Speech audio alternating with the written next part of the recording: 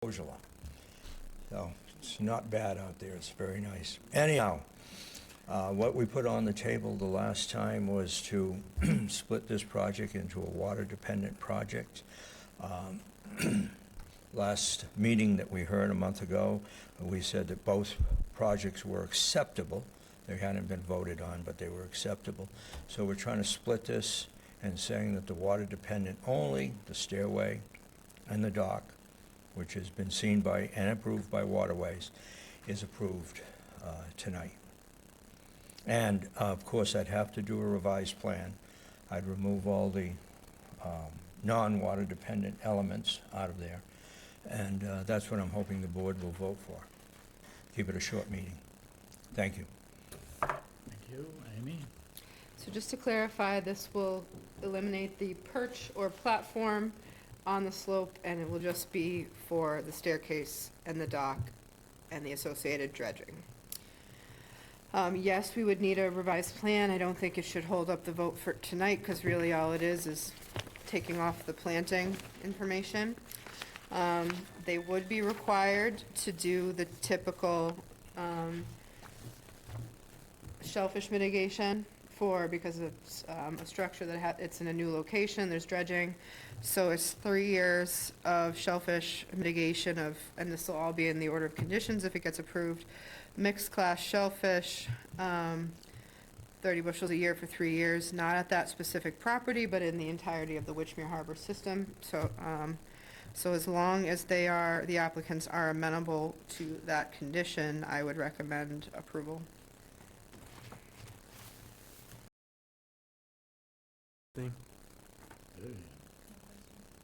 Nothing. I have no comments. Something further?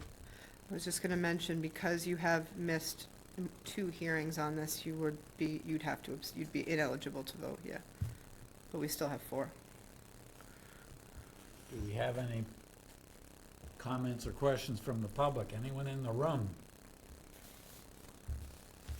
Anyone online? Hearing none. I'll make a motion, we approve the plan for 35 Snow Inn Road, map 8, parcel F1-0. Second. Any further discussion? Hearing none. All those in favor? Aye. None opposed? 1 abstention. 1 abstention. Okay. So the way we do it is usually, we do the order of conditions within 2 weeks. So if I could have 3 copies of a revised plan plus electronic within the week, that would be great. Okay, you'll get it. Thank you. Absolutely. Thank you so much. Thanks. Thank you.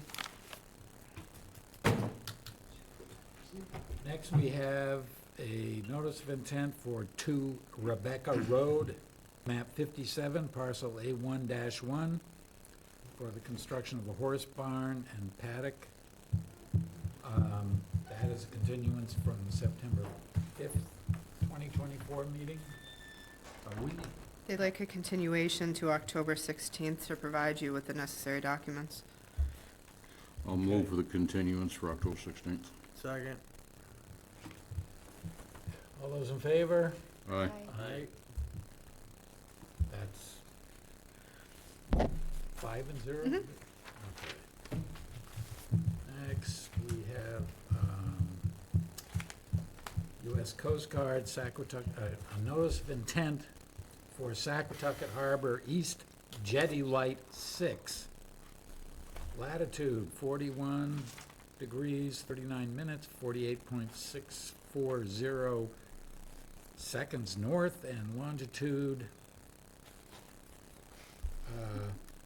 70 degrees, 3 minutes, and 39.570 seconds west for repairs and replacement of an existing aid to navigation structure. Do we have a... Yes, good evening. Okay, thank you.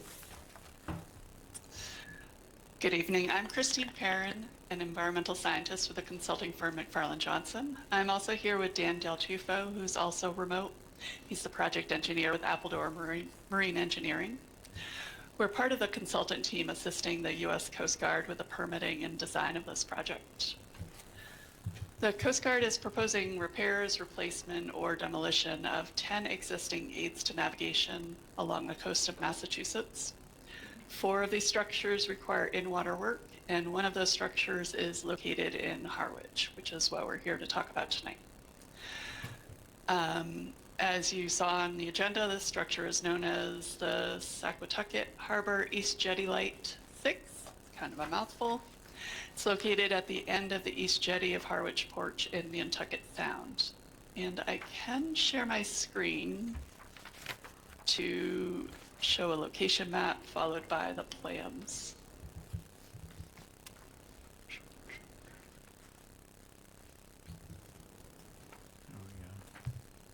Okay. So this was in the application packet, but this, for your reference tonight, is the location of the structure that we're talking about. So this is a braced timber pile structure with a timber superstructure with no existing navigational aid equipment on it currently. And you can see a couple of photos on this plan sheet here on the screen. The structure overall is in critical condition, and its purpose has been I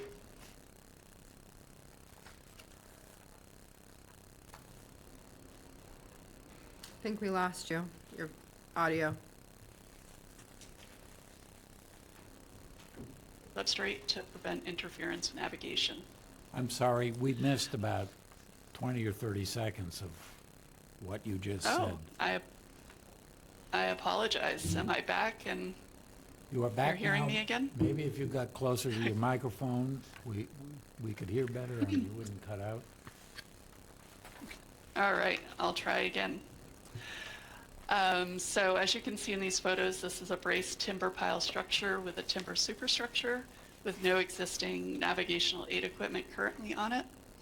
Overall, the structure is in critical condition, and its purpose has been superseded by a nearby replacement aid. So for these reasons, the Coast Guard is proposing the complete removal of the structure. And the structure will be removed in its entirety. That work will result in approximately 110 square feet of impacts to the land under the ocean resource area, which are impacts associated with the removal of the existing piles. The project is located within mapped habitat for 3 state-listed tern species. There you go again.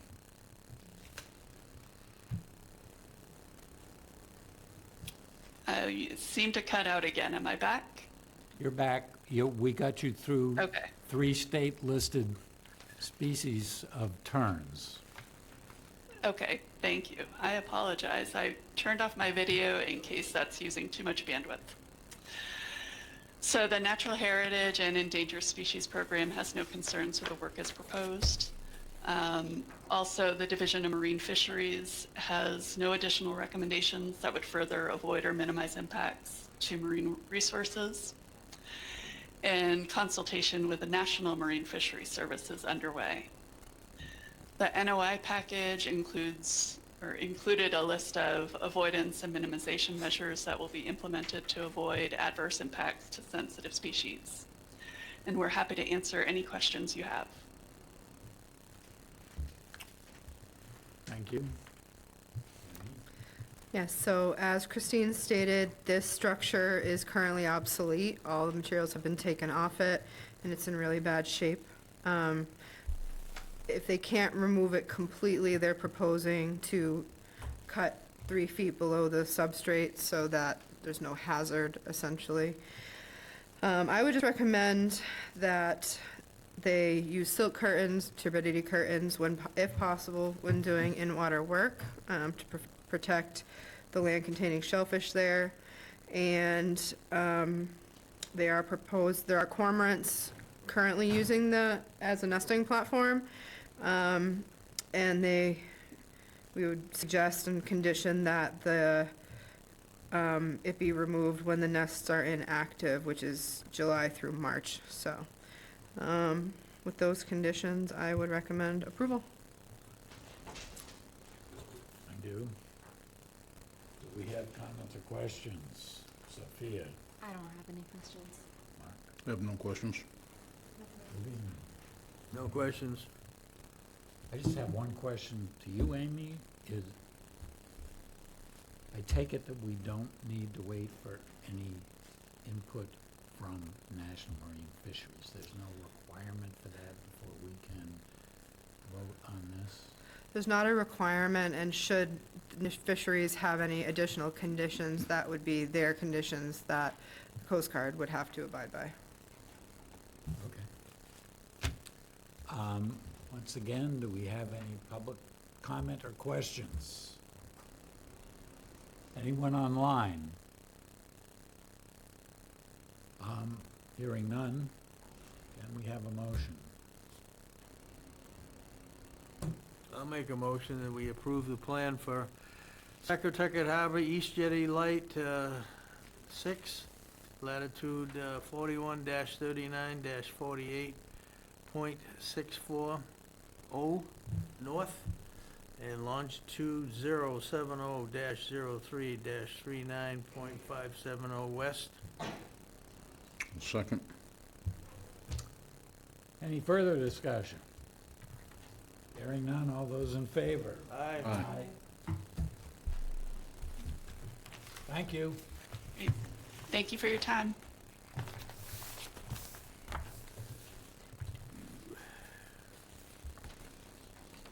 Okay.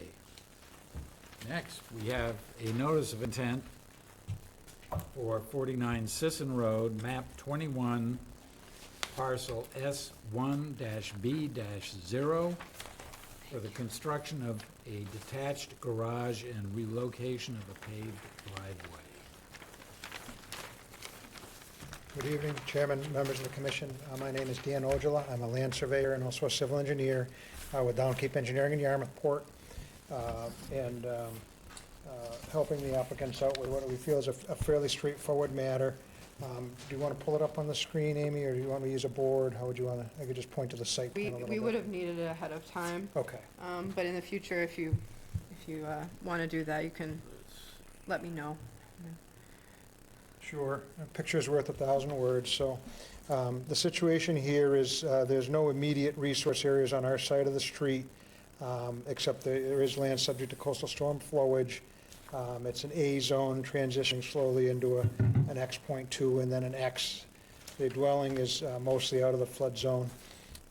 This is, there's a BVW across Sisson Road here, and there's a sidewalk, and then some drainage, and then there's a road, and then us.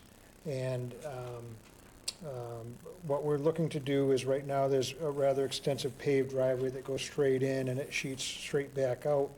We're going to pick the grades up a little bit to get the garage out of the flood zone so that we don't need flood vents, and for coastal resiliency long-term, we want to have it up, keep our feet dry. So we're entering over here and then slowly curling up with a quite level driveway. One of Amy's concerns was whether or not it would be paved or gravel, and I've confirmed with the owner that they're comfortable with a pervious gravel driveway. So we'd be happy to live with that as a condition. Again, that's replacing a paved driveway which sheets down towards the road, so that'll be a nice improvement. Also, we're leveling the lot off and increasing the permeability in this area. And then to mitigate against the little bit of hardscape that's between the 50 and the 100, we're looking at about 2775 square foot of mitigation plantings, really creating a nice buffer all along this. And there's a planting detail there which calls out, pepper bush, mountain laurel, and a bunch of switchgrass, some other items, which will create what we feel is a nice buffer. Again, you've got a paved road and a sidewalk, but still, it's most proximate to the wetland resource and probably the best place for any mitigation on the property. The roof runoff will be fully contained with a dry well. We're connecting to the back, so there'll be very minimal runoff on the site. Again, leveling it out. There's great infiltration in the soils here, the sandy soils, so we wouldn't anticipate any problems. Again, a pervious gravel driveway. We did put in this afternoon, I'm not sure if you got it, You got it. a little request that we're technically working within the 50-foot layout. I guess we'd probably own to the center line of the road legally, but anyway, we're removing a fairly good size apron there and putting one back over here. The applicant confirms you'd like to use cobblestones for that entrance, just to give a little more definition rather than have gravel, which could run out into the road. So I thought that that would be appropriate and agreed to represent to that. And again, it should be an improvement over existing conditions because the paved roadway is being replaced with a pervious gravel, and everything's back a good bit, and we've got a good amount of mitigation plantings. So hopefully it's acceptable. We'll be glad to answer any questions if you do have them. Okay, thank you. Amy? In speaking with the building department this afternoon, one thing we were interested in was, have you filed a conditional letter of map change yet with FEMA? No, we wouldn't do that. I would just let it be. It's a detached garage. You can't really get flood insurance for it anyway, and it will meet building code by being elevated with the slab above the base flood, and then we'll use water-resistant construction up to a foot above that. So I don't believe that there's any real requirement to do a letter of map amendment.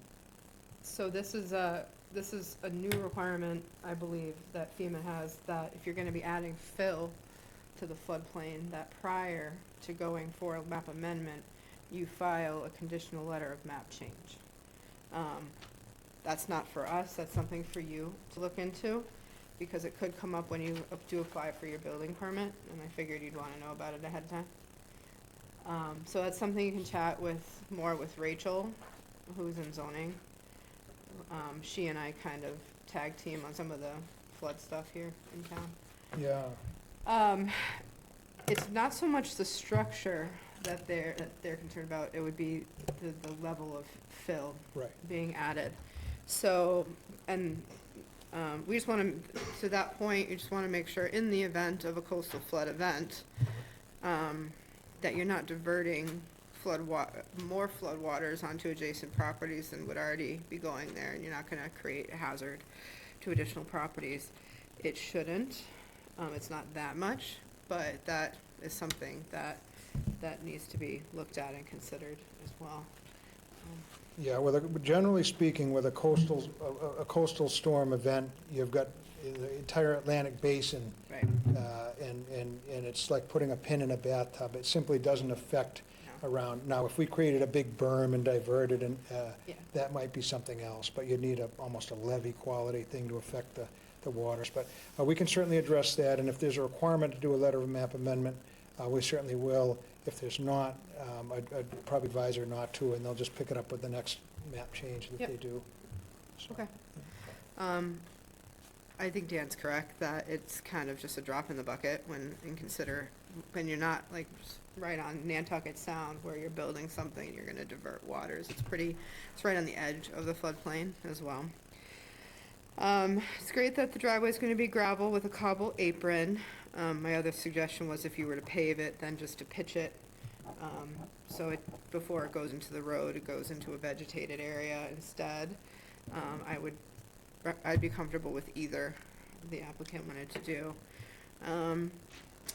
Because that area just south of there in a lot of, significant rainstorms, floods, so we just don't want to contribute any more than is already going down that road.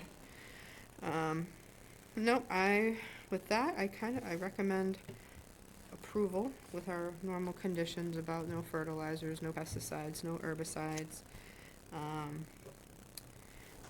Engineer clarified the walls that are proposed are 24 to 30 inches high. They're not gonna require a building permit for those. They're less than 4 feet. And they are asking, because they're technically doing work in the 50-foot, there currently is stuff in the 50, and they're just reorientating things, but they did ask for a variance, so.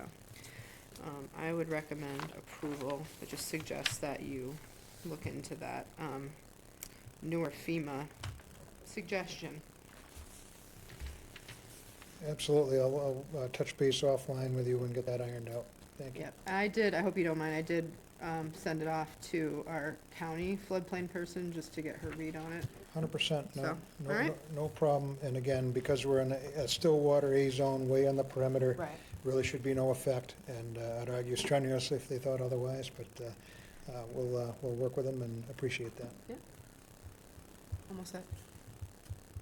Okay, Wayne. Nothing. Nothing. I'm in favor of conditioning the gravel for the driveway, just because it's such a large paved area, and if Okay. if the clients are fine with that, I think that would be a good Sounds good. feature.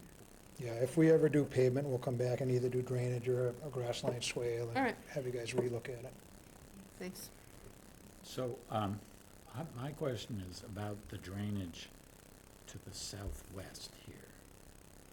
That is, where you're showing plantings there, the elevation drops significantly, like 2 or 3 feet relative to the fill you're bringing in.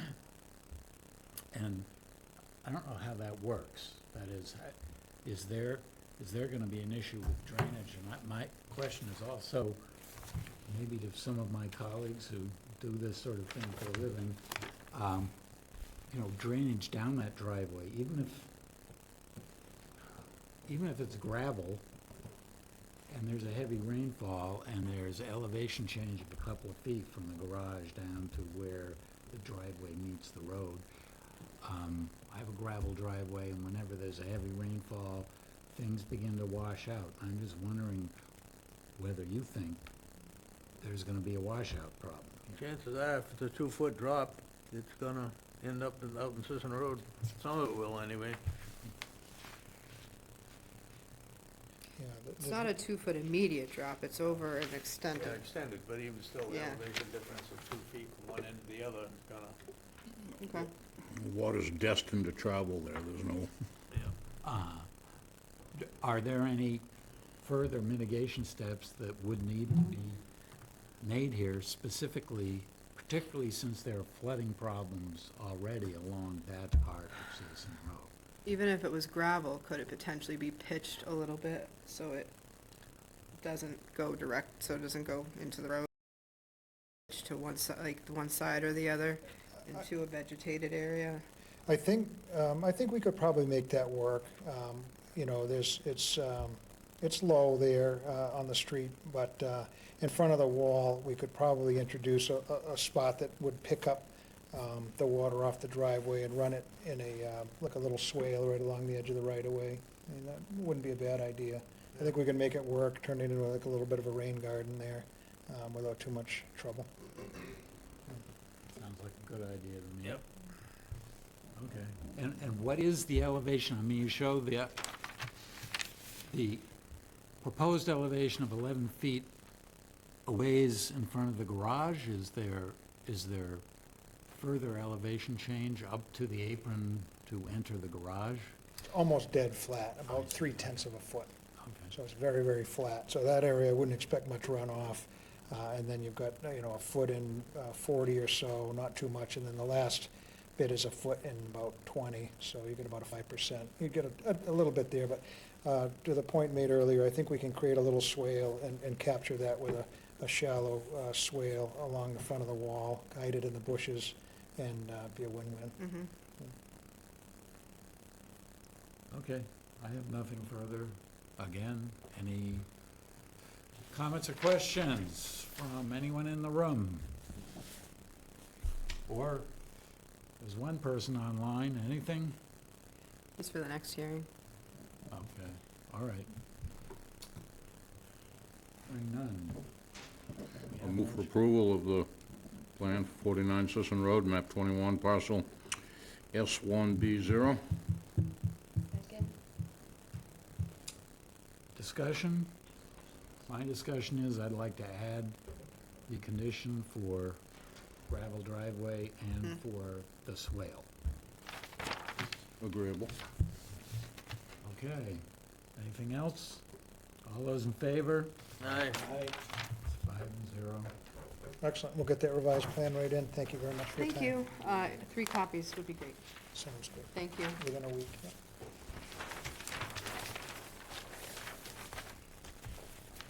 All right, next, we have a request for an amended order of conditions for 31, map 2, parcel B1-7, request to repair a boulder revetment similar to what is present on adjacent properties.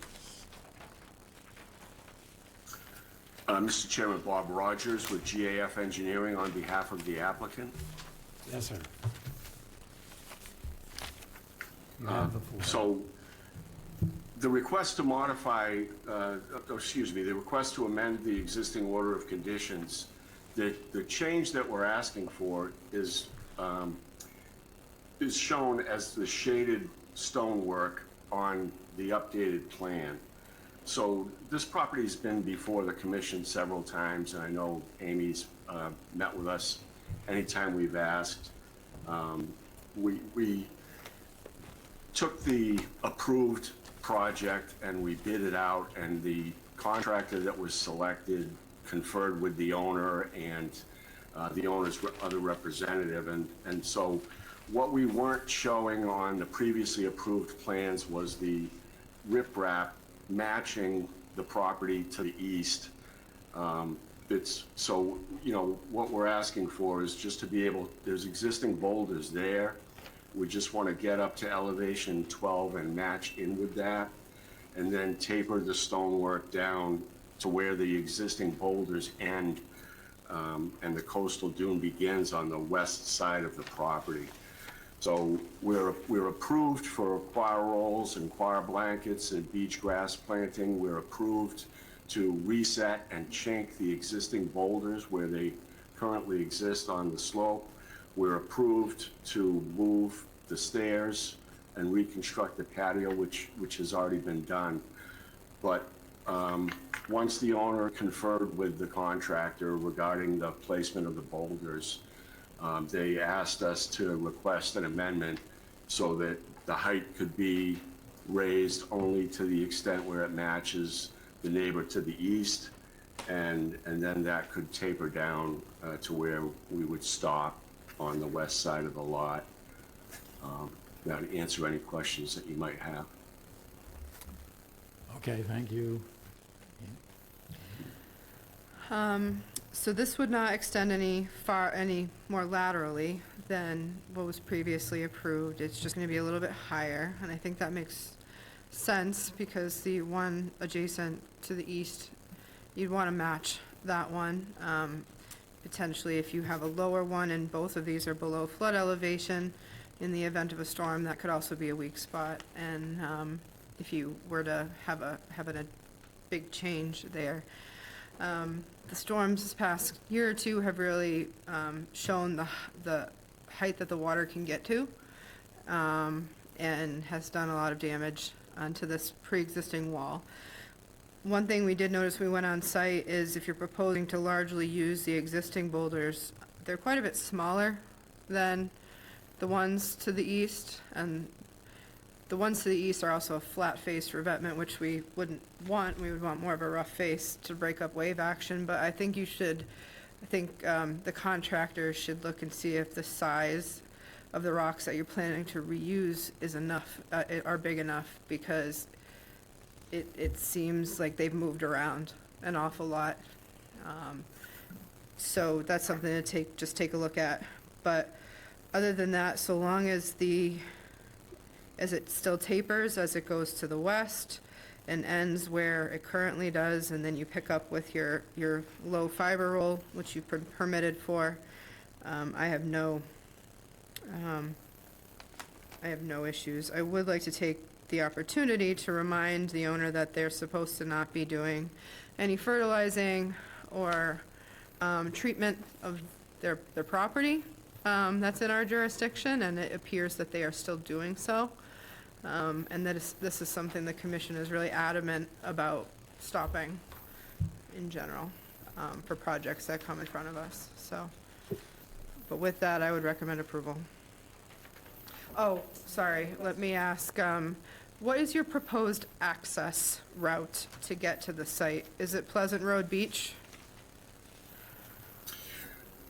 It's whatever's acceptable. I mean, so there would be work that would be done up on the property, and then there is a need to just get down on the beach. So whatever's the acceptable route, then what, the same route as we're approved for, I would say.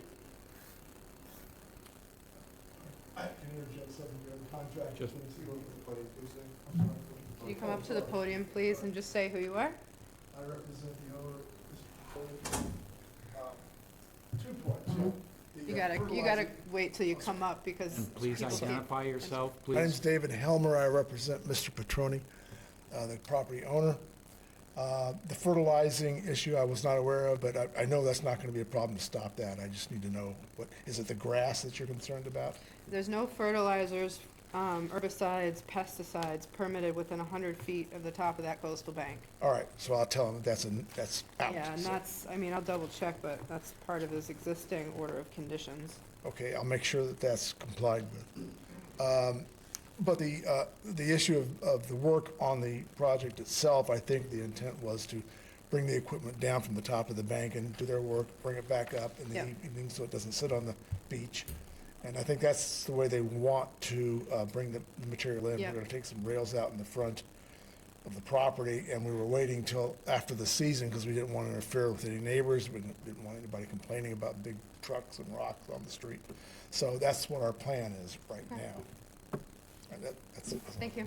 Thank you. It's fine. So Vivian, do you have something? No, I think you've answered the question.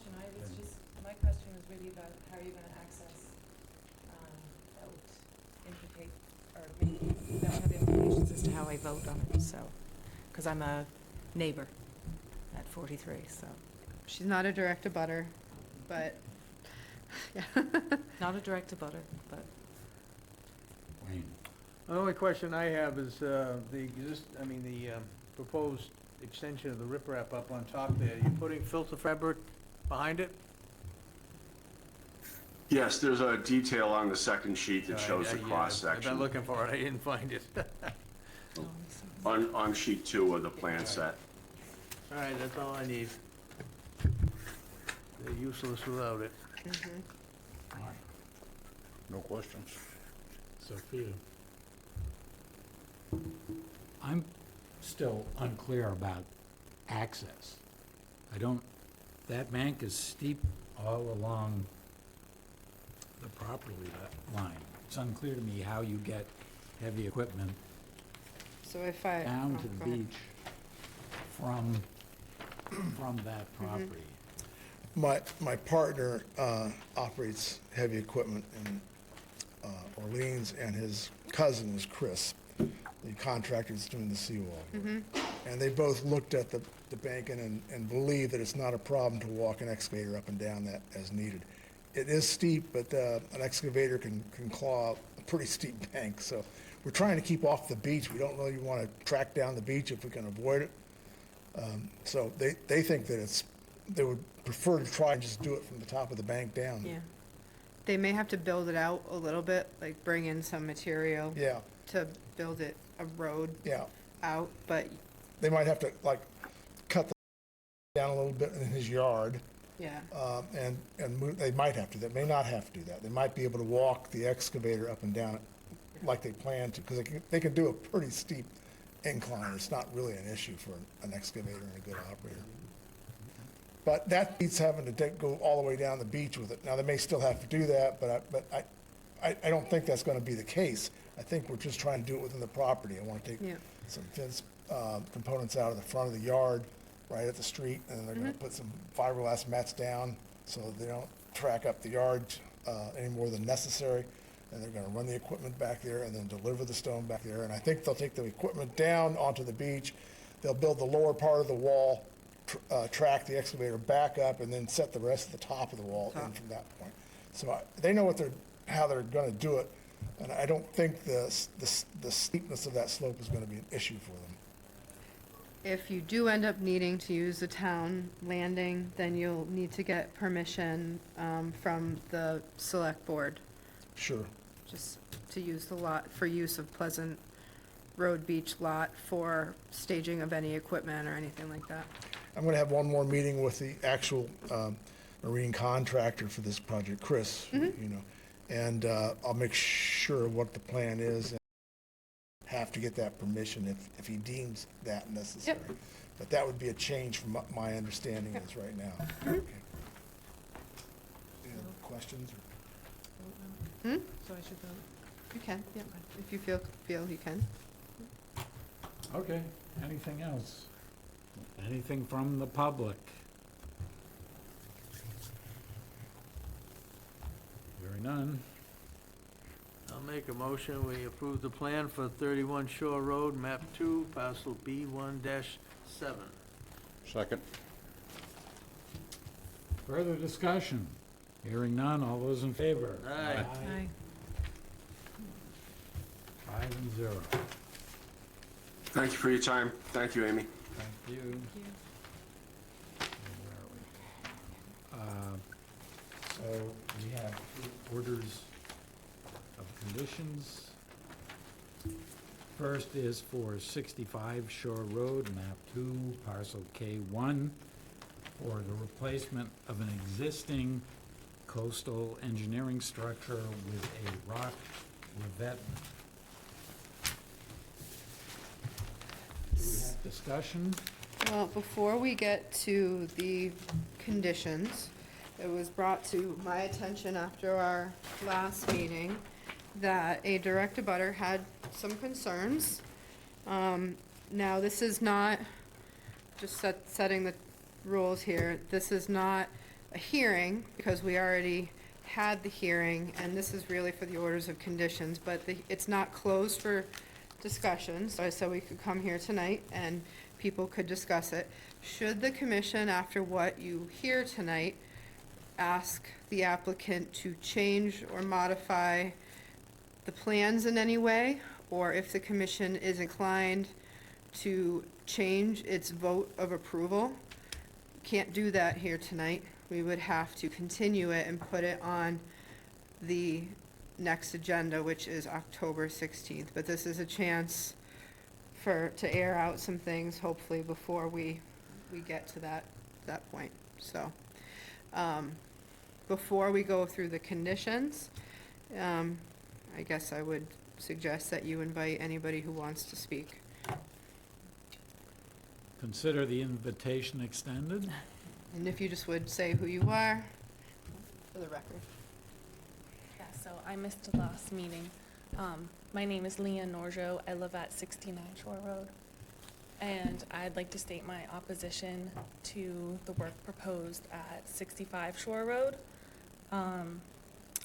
I wrote an email, which I think you received, and I wrote that email before I had a chance to look through the notice of intent.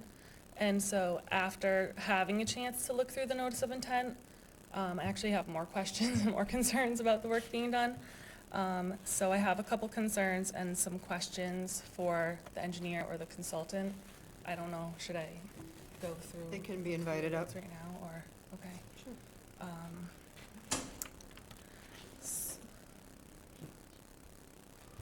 So, I just wanted to point out that the notice, it implies that replacing the existing CES with a rock revetment is basically a simple process of swapping one material for another. But I think installing the rock revetment is a highly invasive, extensive, and lengthy process that will cause irreversible damage to the surrounding beaches, not just our beach, but the other ones around it as well. In the proposed plans, it shows 4 to 6 ton tow stones being used.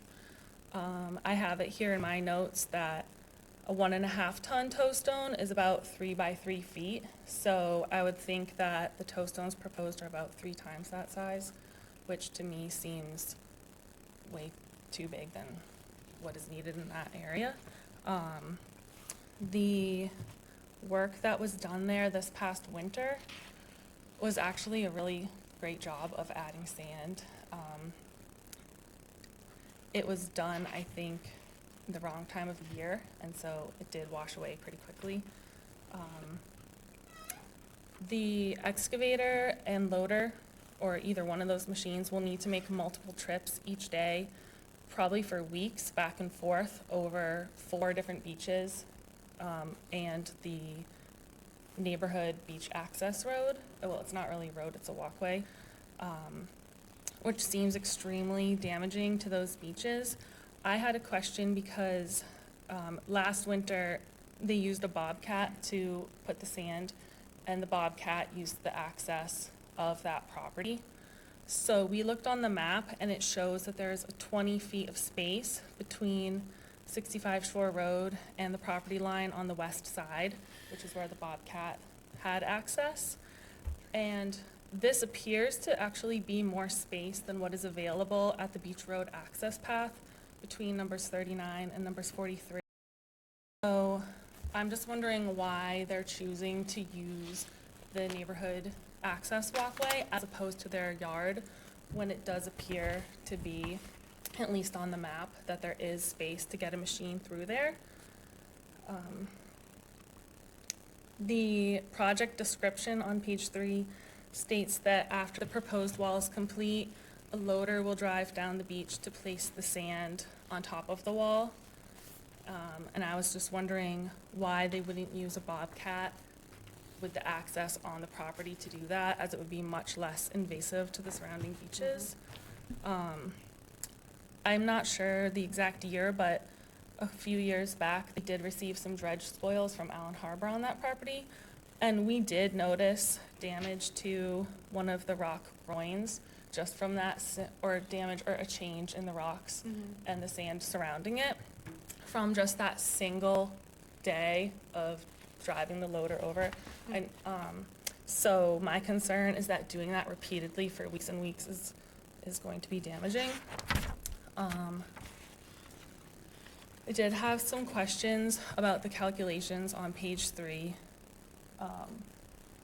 with the erosion numbers. You doing great. Thank you. I'm Victor. I'm at 69 Shore Road also. Well, one of the things too is that it says the toe stones will be dug 6 feet down into the beach, which seems very disruptive to that landscape. I did have some questions about the calculations on the numbers of the erosion rate. 0.3 feet per year seems to work out to be about 4 inches of erosion per year, which really doesn't seem to warrant such an extensive undertaking as the rock wall. I could probably say a lot more, but that's basically the gist of it. I'd like to go on record too if this is a good time, or Would it be appropriate to try to answer some of the questions first and Sure. then, or would you, no problem. would you like to try to Sure. talk a few of these and then we'll get to you? Yeah, sure. I'm Mark Burgess. And, sorry, what? Tom's on as well. Oh, okay. We have a coastal geologist online. There were many different people that were consulted for this project. And we weighed all of the advantages and disadvantages. The main point that we wanted to make was that the longer smooth, so they don't absorb any wave energy, they just deflect it directly. Whereas a rock revetment has all the little nooks and crannies and voids that disperse the wave energy. So a lot less wave energy gets transmitted back onto the beach. So in that respect, the rock revetment is much better than what's there now. And right now, the applicant has no obligation to nourish the beach. It was only at his own goodwill to nourish the beach and to try to keep the Longard tubes covered. This order of conditions requires him to nourish the beach when it drops to a certain level. So that is an ongoing requirement. It will never go away, and that helps everybody in the neighborhood. And that's in addition. So that doesn't exist right now. So those are two major improvements that this project has.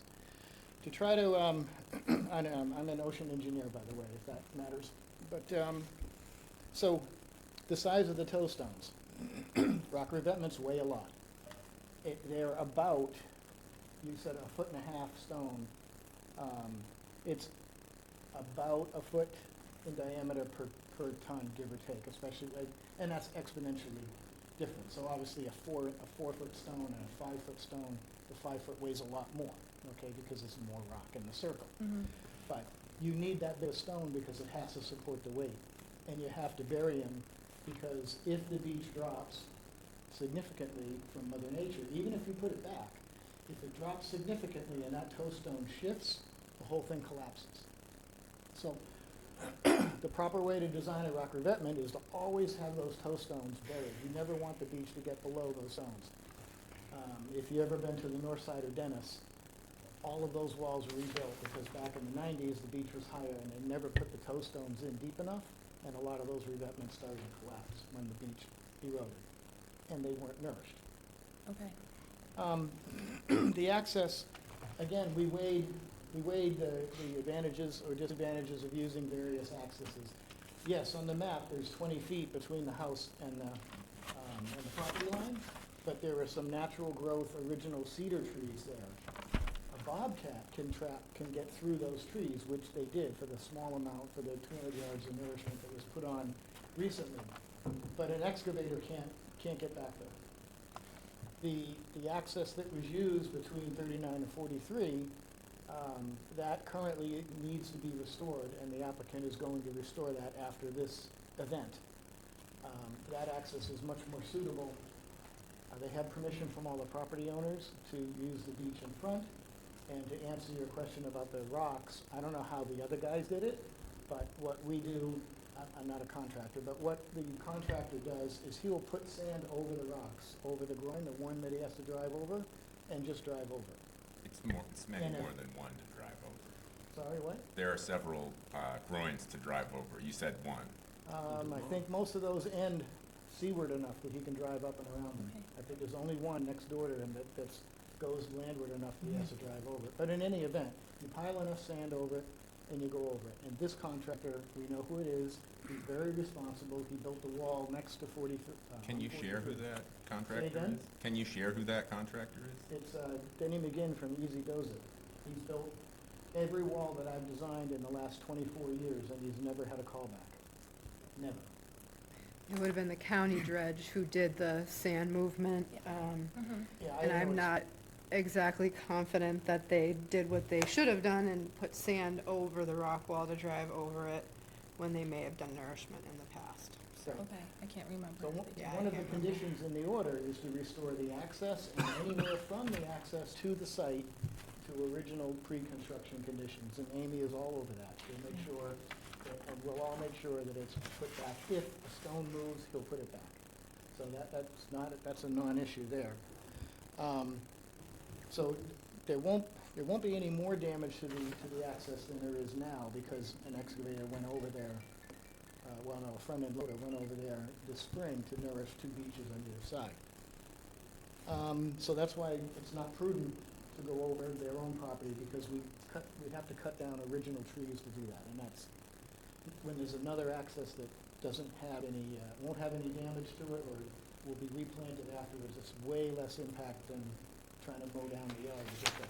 Okay, and when you say original tree, what does that exactly? The cedars What's the weren't definition of planted there. They're from the original, whenever the lot was developed or originally built or whatever. They're old growth. Maybe I used the wrong word, but. Okay. And to answer your erosion rate, yes.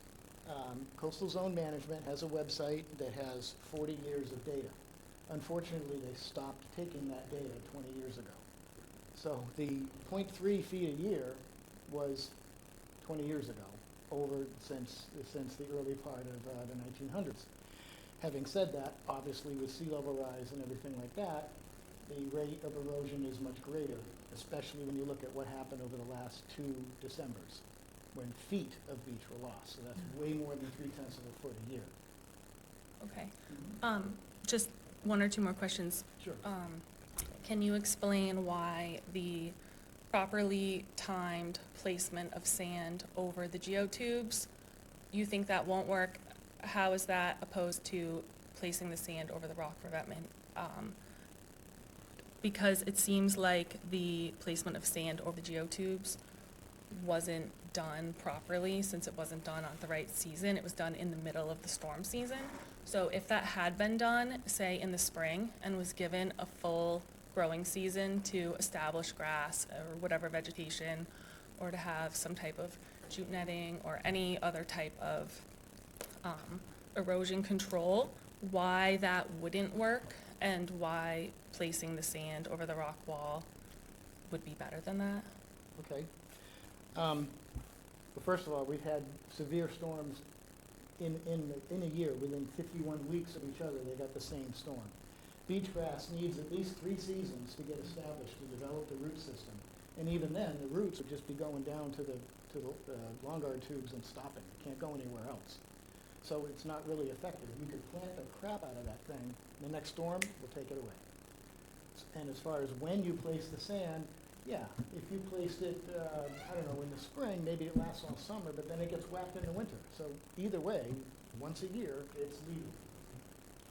Okay. Can I add too, overexposure, exposure to UV light on the lawn guard tubes Yes. actually weakens the fabric on it. I was Yes. told from the previous owner that if they ever get exposed, you have to cover them up as soon as possible because UV light weakens the fabric on it, and then you run the risk of breaking the bags, and that's a different situation. And I understand that. And so those bags have been exposed since January without anything put over them. So that's concerning to me. Because we're that working on this nothing, project. Because well, we're that working on nothing this has been project. done in the meantime to effectively at least try to maintain what sand is there. Well, So- I think what Mark mentioned is, we brought in $25,000 worth of sand, and it was gone. And there's no guarantees that if I waited till the spring, that that's gonna be there, that won't be there another year. And so that's the decision we made. There was no requirement to cover the tubes. As Mark said, we did that out of our own volition. So I just wanted to add too, when you say $25,000 worth of sand, I don't think the price or the cost of the sand has anything to do with the effectiveness. We've been using $200 bundles of snow fencing every year and $100 bundles of beach grass with really good results. And we have plenty of photos to show can how much respond to- sand we Okay. gain every year. And the storm that happened was pretty bad, so obviously we didn't gain back everything, but we're doing every little bit we can to try, and it's just, I haven't seen any effort from that house since the winter storm season. So that's just concerning to me that nothing has been done, and now they'd like to resort to basically like the most invasive, most, in my mind, potentially damaging method, so. and I can that's all respond to have that. say. I can respond to that. We did 3 years of fences and planting, as well as had 500 yards brought in when we could get it from the dredging, right? That's not offered every year. The year we got it offered, we took it, and I've applied for it every year. We had 3 years of fencing and planting. I lost all the fences each time. And, I mean, I think you could even agree that this last winter I brought in 200 tons. There's no way I'm capturing 200 tons of sand on top of the lawn guard tubes with that fencing. 200 yards or tons. I'm not sure where, I would love to be able to explain to you why the revetment is better. I understand that you feel that the revetment is invasive, if you will. The tubes are worse than what's there. They're the worst, except for a vertical bulkhead, they are the worst thing you can put there. Back in the day when they were put in, it was all nice, but since they've been installed in many areas, Eastham has a ton of them, they realized that they weren't sliced bread. I'm not sure how I can explain to you. We're happy to take time separate from this meeting to even show you and maybe show videos or whatever of how the revetments work. But because it absorbs that wave energy, when you see waves hit a revetment, they splash, okay? They do see like a lot of foam and spray. That's because they're all getting dissipated. When you get a vertical structure or a flat face, it just slams, and it reflects back exactly the same amount of energy back to the beach. Revetments don't do that. And they don't really require any maintenance. The ongoing nourishment requirement, the sand is placed on the revetment itself to go down into the voids and the nooks and crannies. So the revetment's covered? When the nourishment happens, 60 yards, which is 10 times your erosion rate, which is good for the beach. So when that 66 or 63 yards of sand is put, they put it on the wall. They don't just put it on the beach because it's going to leave right away. You put it on the revetment to work itself down into the voids, and then storms as they come and surge will gradually take the sand, which more closely mimics the natural erosion rate. So that I don't know how else to explain it, but the revetment is a much better thing than what's there now. Okay. Did you want to say? Thanks, yeah. I'm ready to begin my, thanks very much. I'm ready to begin my comments, and I just want to start by saying, we all want the same thing. We all want a nice, strong, resilient shoreline on Shore Road. Half the neighborhood's here. It's obviously a matter of concern. This past winter, yeah, we had the worst storm in 33 years. Hurricane Bob was the previous storm that sort of matched that level of intensity. This storm this past winter didn't bump the 69 Shore Road beach back to the Hurricane Bob level of destruction, but we certainly lost more dune and more grass than probably anyone. I routinely, painstakingly put out beach fence, and sure, pretty much every winter all the beach fence goes away, but sometimes there's not a capital S solution. There's sort of maintenance, where you have to maintain things. It'd be nice to brush my teeth once and be done, but it's probably better if I do it every day, right?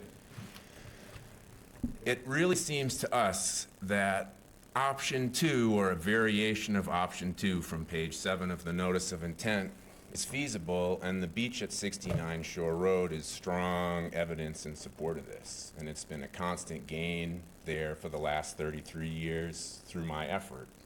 If we look at the beach at 65, I could cover the geotubes with a shovel in an afternoon. I'd be happy to. I could do what I do there with beach fence and create sustained gains. And sure, every year there's a 1 in 50 chance of the 50-year storm, every year. And this past winter, when we had the high tide, full moon storm surge with winds from the southwest and southeast, it's absolutely the worst storm for our little stretch of beach in the past 33 years. It seems like carving a 6-foot deep, 8-foot wide, 136-foot wide trench in the beach to remove an existing structure that's held strong for 33 years seems like a little bit like treating dandruff by decapitation. Mark brought up natural growth trees. There's 2 beautiful natural growth pines at the top of the geofence, and they extend in front of it. Dr. Keeler, who used to live before the Brownsteins lived at 65 Shore Road, who my grandfather was friends with, who my great-grandfather was friends with, he was aware that once you do a stone revetment, the bank, the shore bank, only allows withdrawals of sand, and it no longer receives deposits. And if we're able to put a soft solution in front of the hard solution, I mean, if the revetment's going to be covered up, or the geotubes are going to be covered up, I don't think the water knows what's under the sand. I think that a soft solution on top of whatever we end up with over there is going to be our best bet for what we all want, which is a strong, resilient shore on Shore Road. And I'd love to somehow get the continuance of this meeting, if there's like a October 16th continuance, because you're saying that you're not here to vote on this. So that's the long and short of what I have to say. I mean, crawling that big excavator across the beach for a month is going to be rough, but if everybody said that's okay with them, you know, it's like you're trading the natural growth trees that are between the house and the water. You're trying to like, oh, well, we can throw those away, but we've got to preserve these trees sort of upland. I'd like to preserve all the trees if you leave me in charge. That's the long and short of what I have to say. What was option 2? I don't have it in my head. Your option 2 that you put together on your notice of intent, I'll pull that up for you. Your option 2 is something to the effect of nourish the beach and keep the beach rolls. And there was sort of, we tried that. It's like, I'm gonna try to stand on one foot. Oh, it didn't work. Better give it up. Well, did we try it? Did we try it really? I don't think so. I think that if renourishment was done in conjunction with soft solutions, like a beach fence, like plantings, like beach grass plantings, we'd probably have a great chance to create that strong, resilient shore that we all want. And if you don't know if that's possible, 69 Shore Road has had sustained gain. I mean, sure, some winters are worse than others. And if you want to talk about the stone revetment sort of being the solution to everything, when the power company bought 75 Shore Road and put an underground cable to Nantucket, they built a stone revetment in conjunction with that. You mean a groin or a revetment? When the power company bought the house, they built a stone revetment adjacent to the groin that's on the edge of my property. I routinely experience scour and loss and displacement of sand in a major way over there, and that's Mother Nature. So I put up the fence and I replant and I regrow the dune there, and some stretches of 5 and 10 years, I do fantastic. And sometimes we have a storm like last winter. That's Mother Nature. We're gonna make our little plans, but Mother Nature's got the big plan. Okay, so part of that analysis of the options was a soft solution. What's approved there is considered a hard solution. That's why we went with the replacement of a hard solution. There's a long explanation in the regs of why they are allowed to do that. Having said that, that's a velocity zone. So you do not put a soft solution in velocity zones. They're not meant for it. They're not meant for direct wave action. So while your sand is your first line of defense, your soft solution is your second line. So when the sand goes away, you need something behind it that's still going to stand up to that wave energy. Soft solutions don't do that. I would argue that you don't need something like that, and my evidence for it is the beach and dune that has expanded at 69 Shore Road for the past 3 decades of me working tirelessly on it. And like I said, I'm happy to do that basically to any stretch of beach between Allen Harbor and the Herring River that's interested in that. It's not very difficult. Well, It's not very invasive. It doesn't involve a 136-foot-long trench, 6 foot deep, that's going to kill the trees and upheaval all the natural. I mean, you brought up the natural growth trees that we all really value and that help to keep the shore. I mean, that root system of the trees, that's the hand holding on to the grass.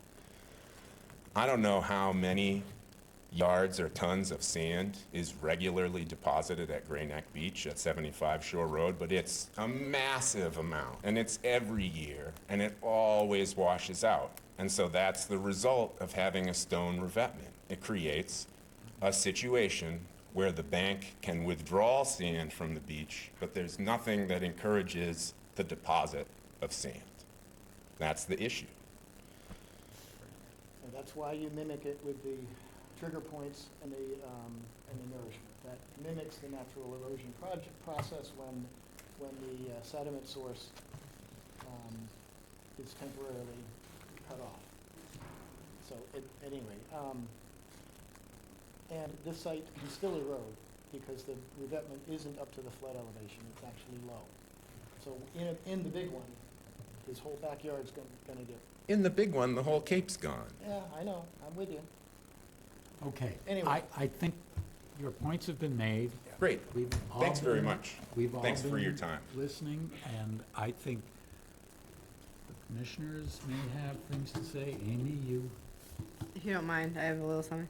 So, I'm generally not a fan at all of rock revetments. This one I did recommend after a lot of consideration, just because I do believe, looking at it and studying it and knowing how they function over the past 17 years.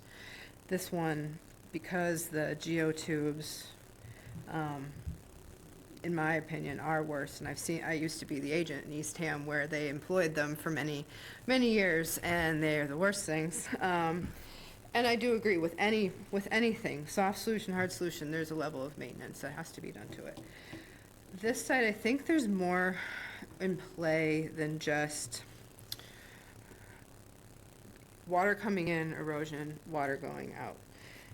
When you have long drift, you have sediment transport, wave, wind action here. When you look at in the notice of intent or online on Mass Mapper or Google Earth, the jetties, the groins, also have a lot to play in these things, and not solely the rock revetment. So the revetment that's on the other side of you folks, it's almost connected to that jetty, and that jetty between you guys and the ones to your east kind of connects, revetment connects to the jetty, which that means it's just extremely sand-starved because sand is trying to move from west to east. So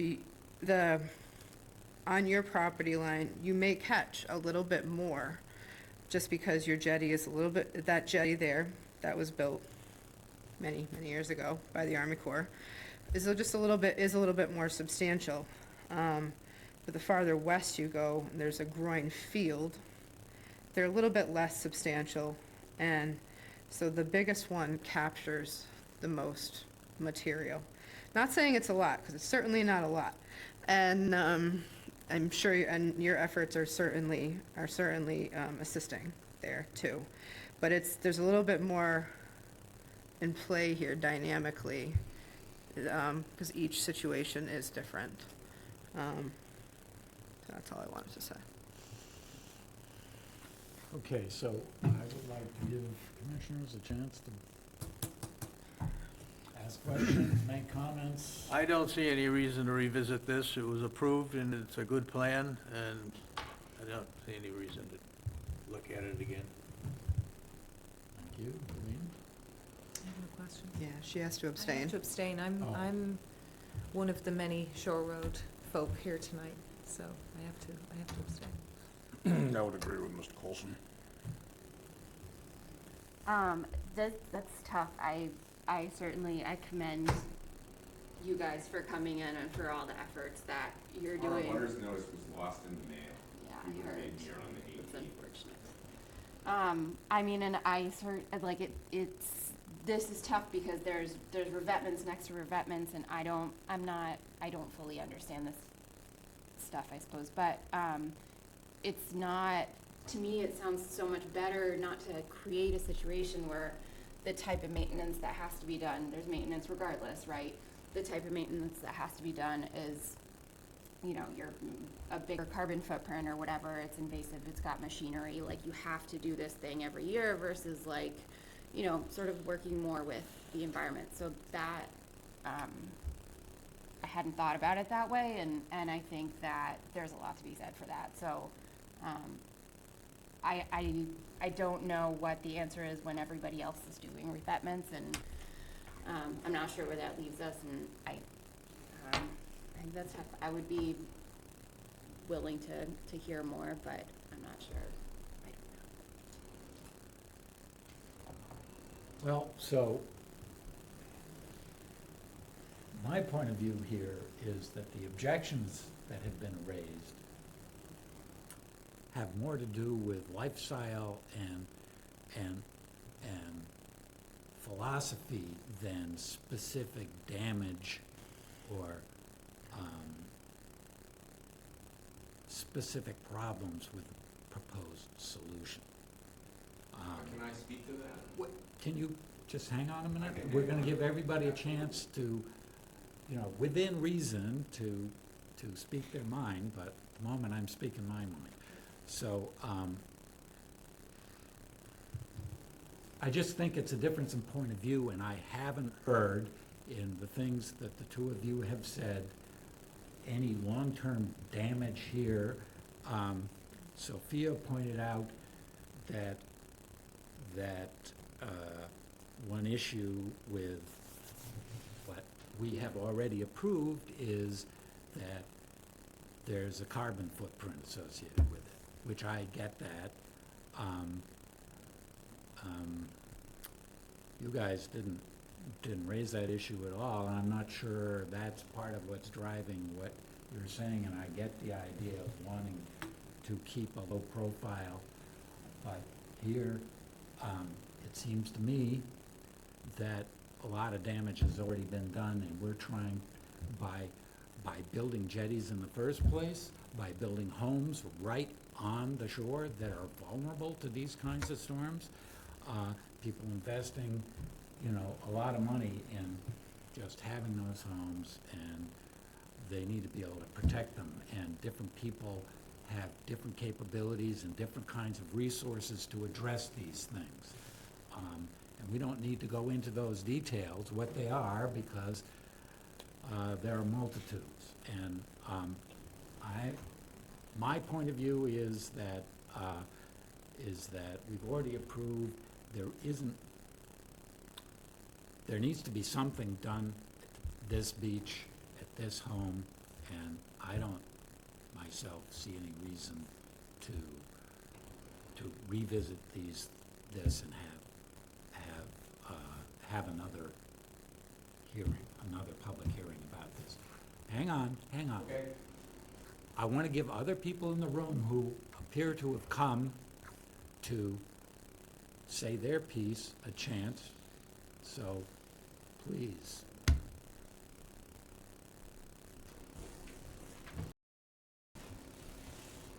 Hi, I'm Rob Wagman. I live at 75 Shore Road. Since I was brought up here, I thought I should say something.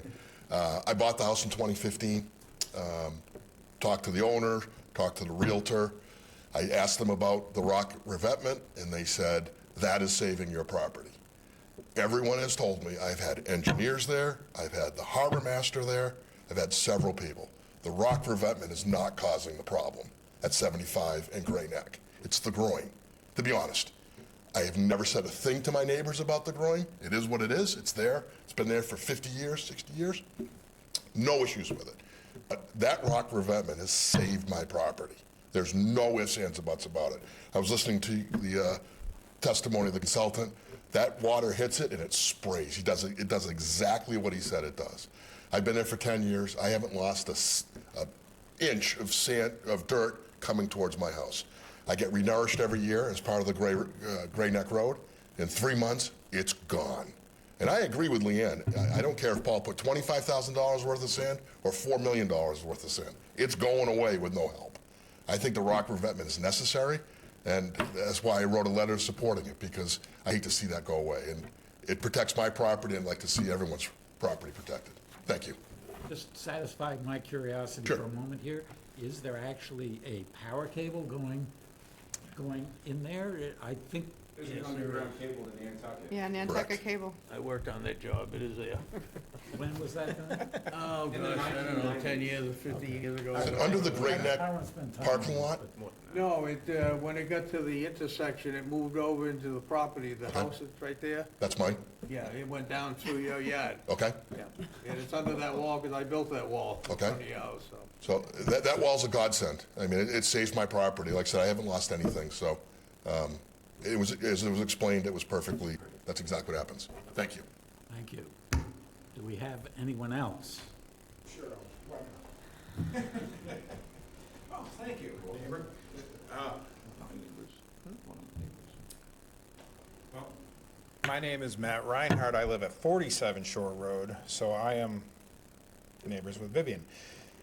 I never even knew you had the machineries go across my beach to refill it. So I live there full time. I'm there all the time. I never even noticed any difference. I mean, I definitely lost a ton of sand this year. I mean, I lost, and I have a rock wall, and the sand comes, the water hits it, and it takes it away, because I'm the only one with an actual wall. Everybody else has actual stones. So the stones come, and they seem to have done better than me. But, I mean, even the rock wall next to me, some rocks have come down. But, I mean, Mother Nature is Mother Nature. It's going to come down and it's going to hit you. But when it comes to the revetment of people coming across the beach, I never noticed, quite honestly, and I never even until this year knew that the jetty went all the way to the wall when it, next to me at 55 Shore. So, you know, that was the first year, but I mean, that's all I have to say. Questions? just to help. Sure. The groin field that's to the west, those groins don't make it all the way to. The jetty to my, yes, to the west does not come all the way to the wall. So that allows more sand now to bypass. Back in the day, they went all the way to the shore, but now the shore has moved back. So when the littoral drift goes from east to west to east, the sand now is allowed to go behind, so those groins become less effective. The groin at 75 connects all the way to the rock. Correct. So it blocks much more sand. It holds much more sand. Yes. Which helps all the beaches to the east, which is 69 and Yes. whichever. Mine is the only one that I know of. Well, If that was that's, opened up, yeah, like the others, the beach at 69 would be gone. yeah, because I lost a lot of sand this year. Drop immediately. I mean, it But was, anyway, we have no control over that, but no, I wish I could, how can I get that done? But that's the next meeting. you're the one being starved out. Yes, well, it definitely took a lot of sand, but. So, Mr. Johnson, if you have something more to say, please You just. brought up the issue of long-term damage, and that's the only thing I want to respond to, which is that I'm getting a lot of scour, to the east because there's that stone revetment, which sheds all the sand. And it's like absolutely true. The stone revetment rescues and blesses and protects all the landward of the stone revetment. There's no question about that. The stone revetment curses and sends away all sand seaward of the stone revetment. And that's the issue that I'm trying to bring to bear. And if I'm already getting all this scour, all this end scour on the east, and now we have a stone revetment to the west, I'm going to be experiencing long-term damage, the phrase you brought up, to the dune, to the natural dune that I maintain painstakingly. And so I just wanted to respond to that. You said you didn't see any long-term damage. There it is. That's the description of it. Thanks again for your time. Thank you. Point of interest to the gentleman who's got the cable under his, yeah, when they did that, they directional drilled under, way down, I was and when it there. came out on the beach, it was 10 feet below the elevation of the beach, and it went way out under the sand, quite a ways out, until a big barge came in, and they were able to connect it, and then they took it over to Nantucket. I've got loads of pictures of it. Yeah, it was a pretty amazing job. There's no longer a coal plant burning on Nantucket, No, and there because was of that, until they yeah. did that. Yeah. Right. So that's good. Yeah. Okay, well, I'd like to just thank you, Mark, for giving us a little tutorial on construction of revetments. I know you've been here talking about them before, but maybe never pressed quite so hard by us as by people at 69 Shore Road there, so I appreciate that, Amy. I think that's a good thing. I mean, Yeah. education's a good thing. So, I think it's been a productive, I hope, discussion here tonight. I was just gonna mention the commission's, how to proceed and the options that you have.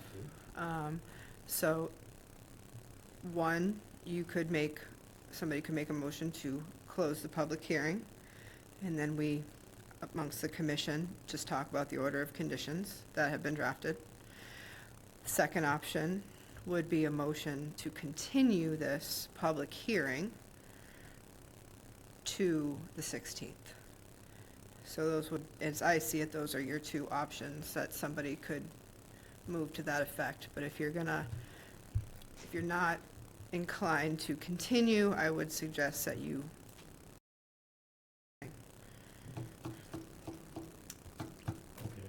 All right, I'll make a motion, we close the public hearing for 65 Shore Road, map 2, parcel K1-0. I'll second.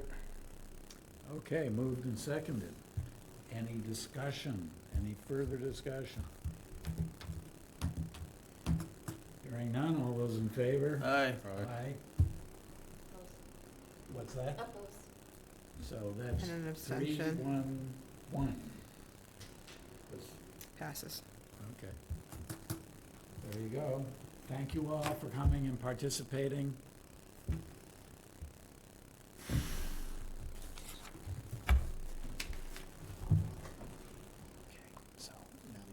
So now the commission can do its orders of conditions. Okay, which have been drafted for you. We're here. so there's a printed, I printed them out. Oh, no, I didn't print, these have been ready for a few days, so I didn't print these. The HCT ones were only available since yesterday, so that's why I printed those for your table. But, oh, this is the Nichols. Okay,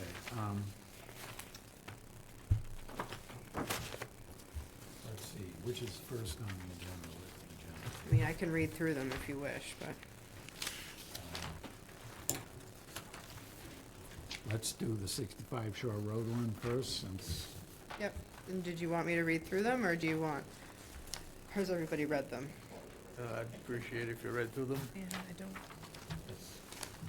let's do this. Sure, well, our typical ones about on-site meetings, debris containment.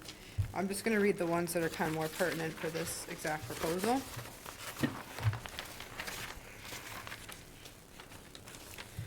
Machinery not to be gassed up on the beach. All work to take place above mean high water. Access to the site shall be via the easement between 39 and 43 Shore Road and over the beach. Owners of both properties have given permission to access in this manner. Vegetation in the access path not to be removed. The wooden boardwalk that is the town's shall be removed and stored. Just a reminder that this easement, the town has the easement with access, but it actually is owned by people on either side of the path. The contractor is to contact the Department of Public Works to do this ahead of a construction. The applicant is responsible for any damage to the vegetation along the path and shall replace with native species under the guidance of the Conservation Administrator. At the end of the project, the contractor shall leave the beach, and I'm gonna put and structures, like just structures such as groins, in the condition that they found it. The revetment shall have a rough face so as to dissipate and absorb wave energy. Deviations from the plan must be approved by the Conservation Commission. No pruning of vegetation to occur, actually that was without a valid order of condition. Oh yeah, no pruning of vegetation to occur without a valid order of conditions, as there has been. Within 30 days of construction of the revetment, benchmarks shall be installed in the wall to monitor beach elevation. 200 cubic yards of clean compatible sand are to be added to the face of the revetment after construction. Each year, the beach elevation is to be monitored no later than March 1st. If the benchmarks aren't covered, then renourishment with 68 cubic yards of clean compatible sand shall occur no later than April 1st of that year, and that is because of potential for state-listed shorebirds. Any nourishment that is to occur in subsequent years to wall construction shall be via the applicant's property along the western property line. It's been done before with a bobcat, and it could be done again with a bobcat for just the sand nourishment. We would have to come back each time for that, right? To No. you? Okay. You have to notify us, Okay. but no. That would be an ongoing condition. Okay. Erosion control matting or plywood is to be put down to prevent damage to vegetation. Any damage to vegetation is to be remediated that year with the guidance from the administrator. Applicant is to notify the administrator when nourishment is done so that the site can be inspected afterwards. We'll need an as-built site plan within 60 days of completion of the wall, and as we put on everybody, no fertilizers, pesticides, or herbicides on this property within the 100-foot buffer zone or in the flood zone. So, one of the concerns that were expressed by the neighbors was damage to the groins by heavy equipment going over them. Mr. Burgess said the contractor that does this work puts down sand when they're going over. Shall we put Yep. that in the conditions? Yep, we should. And certainly- Contract. Right, and anything would be, if anything did happen, it would be required to be restored to pre-construction conditions. Absolutely. Okay. Anything else? I can't think of anything. If there's Okay. nothing in addition, it would be a motion to approve the order of conditions.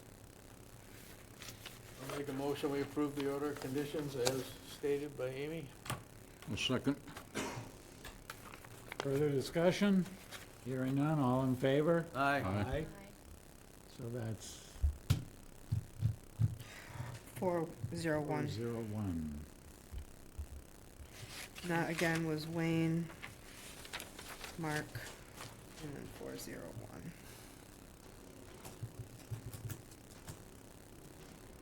Thank you. Thank you very much. Thank Thanks for Thank your time. you. Here's a signature. You cannot sign this. Sorry. All right, so the next order of conditions is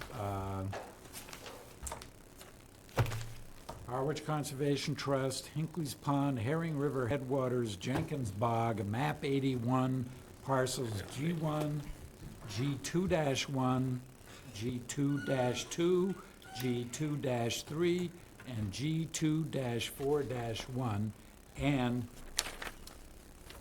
Warner Bog, map 90, parcel B2 for ecological restoration. Do you want to? Sure. These I did because they were only finished yesterday. I did print them out for you, so they're on your table. Way to do it because it's two properties, actually it's multiple properties. And normally you'd see multiple file numbers and multiple orders of conditions all saying the same thing, but this was all filed as one. So what I did, I didn't want the owners, because it's still privately owned, of the Warner Bog, to be in any way held back by conditions that we might put on the Jenkins Bog, which is Harwich Conservation Trust owned. So I created separate order of conditions, some of which are same for each of them, and I'm hoping that that makes sense. There's actually a lot more conditions for the Warner Bog at 27 Proprietors Way, and that is because that bog area and its adjacent uplands are marked habitat for some rare species there, mostly eastern box turtle.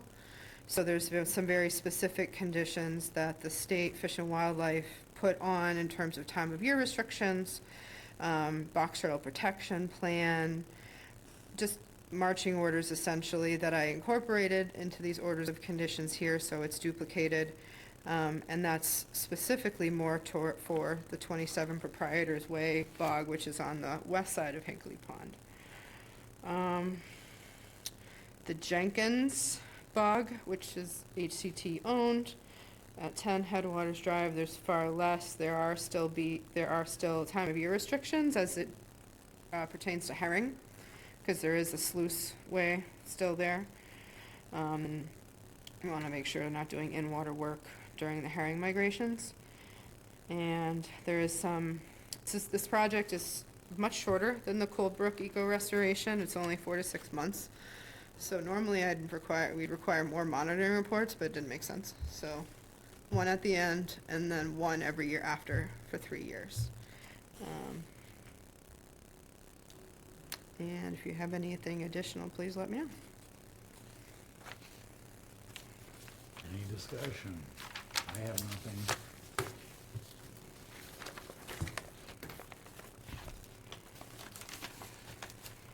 Well, I'm going to move that we approve the order of conditions for Jenkins Bog, map 81, parcels G1, G2-1, G2-2, G2-3, and G2-4-1, and Warner Bog, map 90, parcel B2. Second. Discussion? All those in favor? Aye. Abstain. 401. 401.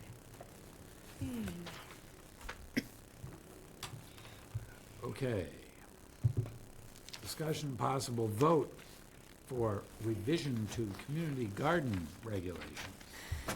So since you made the community gardens at 50 Sisson Road what we call perennial, meaning that people can leave their fences up year-round, they can grow perennial crops,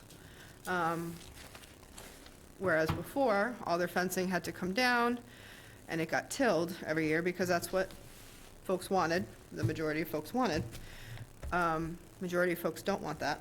So we made them perennial, meaning they can leave their fences up. We do not till it anymore for them.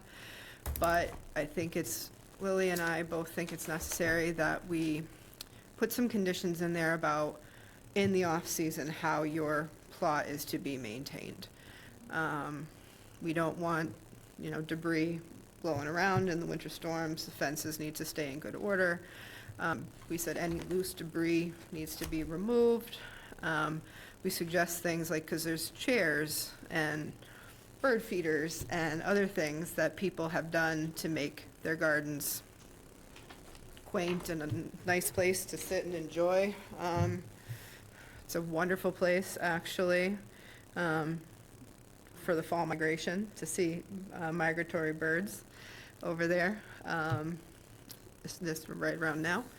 So, but we also don't want any people to leave anything good for vandalism, anything like that. So we changed two of the regulations, and I don't have a copy here in front of me, but it is in your Dropbox of language we hope to incorporate into the regulations, and we're hoping that you support them and vote on them tonight. Thank you. I think it's a good idea. Absolutely. Vivian? Yeah, sounds like a I reasonable. would agree. I agree. Looks reasonable to me. Need a vote to change the regs. I move that we change the regulations for the community garden Amy has proposed. I'll second that. All those in favor? Aye. Aye. 5-0. And December 1st is the deadline that people have to renew, so if anybody, and we normally get a handful of new plots opening up, so if anybody is interested in a community garden plot, contact my department after December 1st. It's a nice little community down there. I'm sure most of you folks don't know it, Mark knows it, but that used to be a big strawberry Yep. farm when I was a kid. That's why it's called Berry Patch Farm, the house next door, because that was the man's house that lived there. Oh, He owned that, and that was his whole, yep. it was a huge strawberry farm. Huh. Yeah. Nice. I'm old enough to know some of this stuff. I I've kind been of there, figured done it that. was Yeah, Berry it's Patch good. Farm for a reason, but Yeah, that's why. So we have about I've forgotten the three- man's name, but we have about 3 acres in production, and then the other 3 acres are upland field habitat that we maintain as field, and Yeah. we've got beehives, two beekeepers, and, Yeah. yeah, it's a So, really nice property. All 6 acres? yeah, the whole thing, were- that whole lower field, everything was Strawberries? strawberries. And that water hole that was out, that's been since filled in, that was out front, they dug that for irrigation for the strawberry plants. Hmm. Yeah. Really?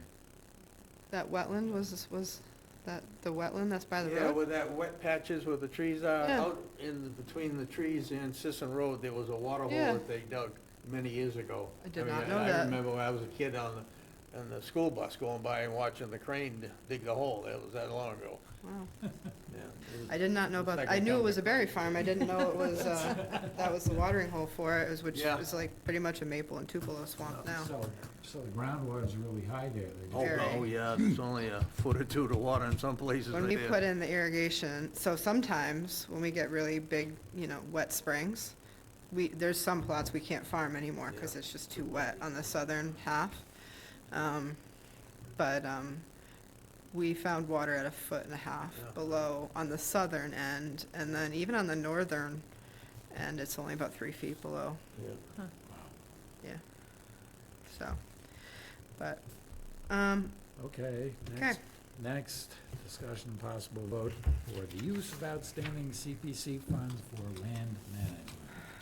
So at the last meeting, I let you know that we have $12,000 left in community preservation funds for maintenance and rehabilitation of conservation lands that have been purchased with the assistance of CPC funds. And what we talked about was a couple things. We talked about relocating the parking lot that's on Bell's Neck Road. That's feet away from the wetland, the East Reservoir, and just across the street from the west. We talked about relocating that farther north towards the power lines. Met out there with DPW and wanted to get cost estimate of what it would cost for, because they could do the work, but for really sturdy post and rail fencing, a pervious base, etc. What we looked at, and I put this on your table tonight, where it currently is, and there's a wet right there, versus what we're proposing. It's not quite, I'd hoped to get outside the 100-foot buffer to all wetlands. It's quite a bit higher in elevation, several feet compared to the existing, but it is 80 to 90 feet away from the wetland across the street. It's a natural flat area in there that there's already like a pull-off parking spot where we're proposing it. It's very flat. There's very few trees that would need to be removed, and it would accommodate 8 to 10 cars, where the current parking lot only accommodates up to 5, and this to me like leads to more people parking on the road. So I think even though it's not outside the 100-foot buffer, I think it's a much better alternative. To get it outside the 100-foot buffer, we'd actually be in the easement for the power lines, and kind of don't want to deal with that. To be unnecessary. I think the benefit would be so minimal. One benefit of the proposed location is it directly across from one of the entrances to the trail, so I think people will use it. The old parking lot, we would scrape off the hard pack, put down probably a couple inches or an inch or two of bank sand, and then some loam, and then just seed it with a native grass seed mix, put some boulders so people can't drive in there anymore, and just let it renaturalize. We might assist it with some shrubs or wildflowers, depending on what grows. But just let that go back to natural. In the future, I mean, it's got about maybe a foot to a foot and a half before it becomes a wet meadow. That's how low it is, so. So, if you are in favor of that, it's gonna cost, they estimated $2,500. I put $3,500 in case there's a little extra cost there. So this is, later in October, I've gotta go to the Community Preservation Committee and say, hey, I still need this much money. So we'll need the fencing, and then for the base, because I told them we can't use T-base, they want to use crushed concrete as the base. T-base tarmac? T-base is recycled asphalt. Still has some residual stuff in it. Trying to get them to stop using it on the road. Why is crushed concrete, is that what you're saying? Yeah. Why is that better than T-base? It doesn't It's have not, asphalt. it doesn't have, there's no Doesn't have the contaminants. hydrocarbons in it? Is No. that what? No, it's benign. And it would still be pervious. Yes, it Yeah. is. It's very flat there, and I would even propose a little lip so that there's not erosion there either. I mean, we still have a long ways to go and work with them about what to do with that road in general, but if we need to spend some money, this is I think, a great way to do it, to get some really good benefit, Good start. Yeah, Yep. that's good. so. So, and when are they talking about? Fall. Oh, No. oh. Well, that all depends. Would you like to see it? I think it probably, just because this is what we require of everybody else, I think it should come to you as an RDA. That way, the abutters would be notified, as long as you would accept a sketch plan that I would do, to scale sketch plan instead of an engineered site plan. I would put it forward as an RDA, probably get it in for the first meeting in November, and the project could be done this winter. Yeah, This is a huge parcel of land. This individual parcel that's in the Bell's Neck is huge. I probably wouldn't notify people who live on Depot Street, but within a reasonable, it says 100 feet of the property line, but within a very reasonable radius up on Great Western Road. Yeah, and of course, Bell's Neck Road, the people who live right there. It's gonna keep them, and the nice thing about this location, not farther north, it's not gonna bother those neighbors who are right across the power lines and bike trail either. So, Are you good? would you authorize, Yes. Okay. what? Through this process, Hmm,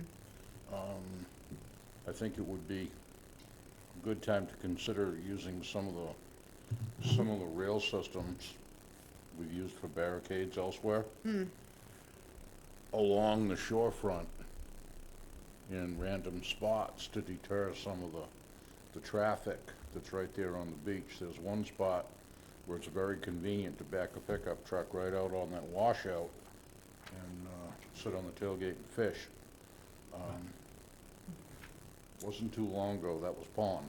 I know. So if that particular area was cordoned off, I think that would be beneficial, and maybe some sporadic pieces of fence right down that edge to deter not foot traffic, not somebody that wants to go in with a skiff or a kayak, but to keep the vehicle traffic away. And in the lower spots, to me, it would be prudent to build a berm there out of trap rock, just to take away the erosion and the washing down into the pond. Relatively inexpensive, relatively easy to do, and I don't believe it would be anything but a benefit. I agree with you. I had mentioned at the meeting of this commission, probably 6 months to a year ago, that there's 3 main open areas to the West Reservoir there. We want to, of course, maintain access, and it still is a pond that you can use a trolling motor in. To me, it makes sense to leave the largest, the middle one, open to let people continue to launch, but the one closest to this old our current parking lot, which is a huge washout delta area there, because all the runoff from north of the road comes down here. So people have been using it, and it's a big washout. And then the one south of that would make sense to me to fence those off with just the heavy-duty post and rail. I didn't think the commission as a whole was in favor of that last time, which is why we didn't do it. But it can be done. And then in terms of the berming, I'd want to study a little bit more about where the water would go and make sure we don't create a massive lake puddle that wouldn't drain anywhere if we were to put a berm. Well, the trap rock will break up any water flow. Yeah. It'll stop the erosion at the Yeah. same time. At least deter it and slow it down too. Yeah. Good ideas. But if the commission is willing, if the commission is in agreement, because that's part of the both these items are part of the land management plan, I could certainly incorporate that two more sections of fencing to block off the smaller of the areas. Again, let people still go fishing and hop over them, but don't let a car back up to it. So if that can certainly be part of this, and I would love that. So, are you proposing to get an engineered plan? Oh, in terms of the Sketch drainage, plan? a sketch plan for the fencing in the parking area. Yeah, and. Anything to do with the road, I don't know. With berming, because I'm not an expert What is on where trap? water. Basically 6-inch crushed stone. Kind of a jagged rock. The principle is very similar to what Mr. Burgess was describing earlier on. It's breaking up the flow. Right. I know what you're talking about the stuff that they use by the North Road Bridge a little bit. Three- Rip, three I to call it 5 rip inch wrap, I don't, yeah, diameter. when you say trap rock, I think the Yeah. little stuff. No, Um, bigger. That would probably, that might require a little bit more engineering look-see. It shouldn't, it's pretty simple, like Mark said to do. All right. Let me talk to DPW and It see, would be ultra effective, carve out a yeah, small channel underneath, put a layer of filter fabric, and then somewhat of a mound. It doesn't need to be a huge mound. Alright. It needs to be above the road surface. maybe we can meet out there again. I know we did, a year or two ago or more, but we could meet out there again, just so I understand a little bit better what we're talking about. That'd be great. Be happy to. So, I don't recall, I do recall discussing this, I don't recall what led to some disagreement about it being a good idea. But seems like maybe now, I don't recall anything either. Because we put up sections of fence at other areas where the DPW has been like pushing when they grade the roads. Yes. So we had them pull that back and put fencing up, but there was specific discussion about limiting the amount of vehicular traffic near the West Reservoir, but hey, if we're all on board with it now, I'll take it. Yeah. Yeah. Do it. You had just mentioned 2 sections of rail. I would. Well, not section, I mean 2 areas where rail would be. Okay.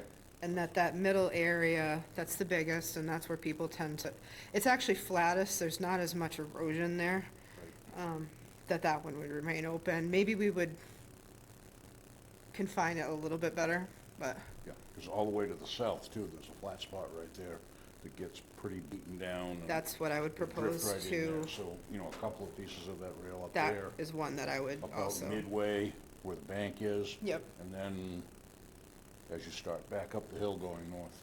yep. Okay. so Go ahead. you're going to come to the October CPC meeting, or no? October 24th. Yeah. Yeah. And are you On an update. proposing to, what are you proposing to tell CPC the status of these funds? So what I would propose is that by that point in time, I'm gonna have the RDA drafted for this work. Say that DPW has quoted me $3,500, and that'll more than be enough for the fencing too, for these other areas. I think I still have a little bit left over from a project over at the barn, the DPW barn.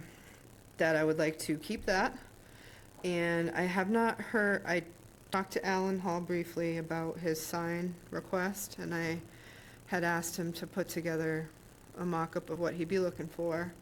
Because it's supposed to be about his family and their contributions in the area, and thought it best coming from him, so I'm sure he's been very busy. He hasn't gotten me a mock-up, but I would set aside another, hopefully by the 24th I'll know more, but set aside another $1,000 for that sign. So I would propose, unless CPC is gonna let us keep the whole thing for another 6 months, I don't want it, my fear is I don't want it to hold up the other CPC application that we've got on the books, coming forward for the design and permitting of the bridge, or the walkway, raised walkway in the Bell's Neck. I would request I would be amenable to giving them back $7,500 and keeping $4,500 roughly for the next 6 months, and then if we, for some reason, don't spend it in 6 months, they can have it. Sounds like a plan to me. Reasonable. You need a vote on this? No, because as long as I have consensus, I'll bring it back to you in November as an RDA. Okay. And then, if you're, I gotta check the language for the article. I'm a little unsure about whether or not the sign that Alan's requesting fits into the language of the CPC funding that we got. If it doesn't, we'll find, we can either do it out of our land management line item, which is minimal, but I think we can cover it, or another fund. But, One thing might be of interest, changing the parking area is a good idea, because that lower one that they're using now used to be a field when I was a kid. And there was a local archaeologist who used to dig arrowheads in that field, and it was an Indian encampment site right there, so best to let it grow up and be done with it before.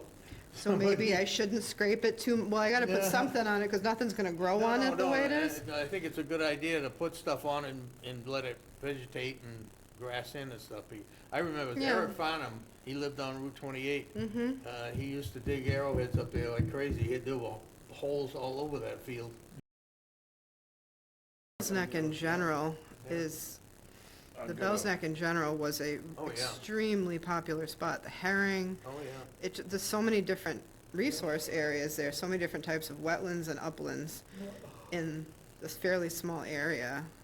I'm sure it's very plentiful with, There's another consideration for right in that area. They've got quite a lot of compost up at the transfer area. Maybe it would be prudent to put some out there in that area and contour it slightly. Don't leave it pool table flat, but give it some lumps and bumps and give it an opportunity to revegetate naturally, so it's got some natural contour to it to I have no problem with that. avoid the temptation of powering through there with a bulldozer someday. I have a concern about the compost composition at the dump. So I'd rather, Bittersweet in there, perhaps? there's a lot of potential things in that compost, so I'd rather spend a little money and get clean material if Good we idea. have to. But I agree with you, kind of keep it a little bit natural. Yeah. We've used that compost at various places and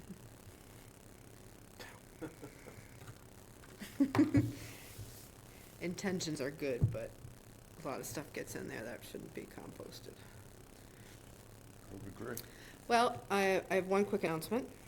So next Wednesday, if anybody wants to come play out in the field, we've got 11 AmeriCorps members at Thompson's Field. And we have on the Chatham Road side, right off the main trail, our first project of the day is we have an area, 500 square feet or so, that is almost 100% porcelain berry. And it's very confined to this one area. And we've just, every year we mow it, and it gets dispersed, and it gets bigger. Porcelain berry is a state-listed invasive plant. If you look it up, it's got beautiful multicolored berries. It's a very pretty plant, but it completely Are they like grows. small round ones with different They're colors? small, round, Oh, yeah, I know what you blue mean. and Yeah, purple yeah, and yeah. green, and they're almost It looks iridescent. like candy, they're like little magic jelly. I've got some at my place. Nightmare. They're iridescent almost. Yeah. They're beautiful in their own way, but they climb and cover like a mat everything. Yeah. And what's nice about them compared to others is that they're fairly easily to manually pull, at least what I've found. So we're gonna be doing that and bagging it, and bringing it to the dump in the morning. Compost pile. No, bagging it and throwing it in the garbage. But that's what everyone else is doing, which is why you shouldn't get compost That's in right, there. that's right. That was a beautiful story arc, right back to the, Yeah, throw it in there. That's Wednesday, next coming Wednesday, in the morning at 8:30, from 8:30. We're gonna start there. I got 11 of them, so I don't think it's gonna take us all day to do that patch.